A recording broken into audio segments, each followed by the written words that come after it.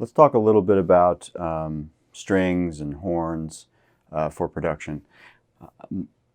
Predominantly, if it's a small part, if it's a small part and it's like a texture layer, myself or some of the musicians involved in a record production, we can usually figure out with a sound library. And there's lots of great sound libraries. Obviously, the more expensive ones are have more variety, perhaps recorded in a way that's a little bit better to be more of a feature. But I mean, Native Instruments has a lot of great things to use as placeholders for ideas, or even just if they're minimal parts and they're textural, and you're just kind of maybe using some saxophones or trombone, trumpet to sort of to double like a punchy guitar line, or just to do something that feels a little bit like hip hop kind of brass. Sound libraries are totally great, and most of the time you can kind of figure that out on your own with just a little experimentation. So typically, if it's a small part or we're just kind of crafting ideas, we'll use those types of resources. And then, honestly, when it comes time to really doing a string or brass arrangement, it's best to hire a musician or someone that has experience in that, because whatever the idea is, even if you can work it out on a keyboard and know what the different voicings are, it's good to have someone that understands how to translate that part into written charts and do a score for it, because there are certain limitations of what notes, because you have a violin, which plays the upper register, a viola, cello, and then the double bass, or arco bass. So it depends. It's nice to have someone that knows how chord voicings and those relationships work, and then how to write it out so that trained players can come in and play on the session. It's, in my experience, almost all trained string players and horn players can read charts, because they get their training primarily in ensembles, and that's sort of how they're very used to playing a part. They play one note in a chord and a movement, and when they play together, it becomes a full chord, because it's just it's not a monophonic instrument, but they generally only can play one note at a time. So it's good to have the expertise of someone to come in, and then it's also if you're looking to work out an arrangement. Often, what I'll do is I'll have the arranger, who is most likely like Tim Lauer, for say.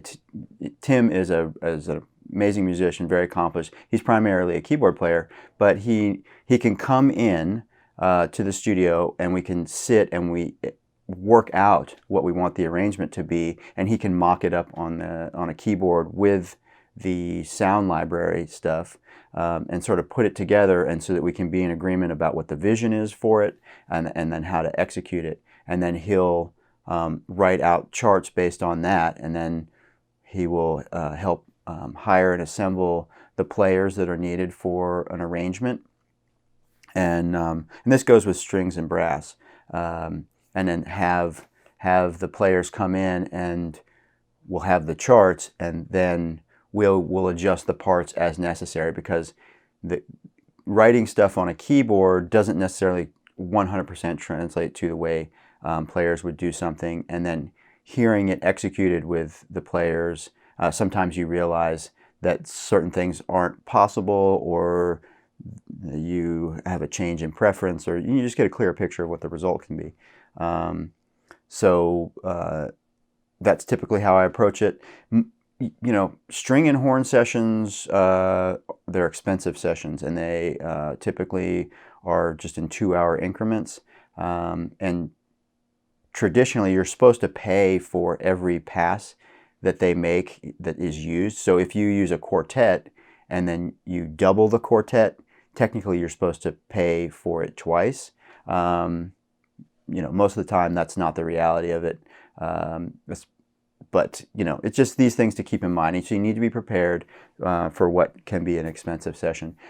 Sometimes I'll have someone help me create a chart, and then you can send it to one person that is a string player or horn player that can play multiple instruments. There are several resources out there where you can find a string player that actually can even help you with the arrangement and composition of the parts, and then they can play all of the parts individually. They just record themselves, play each part individually, and layer it up that way. So that's kind of a good resource.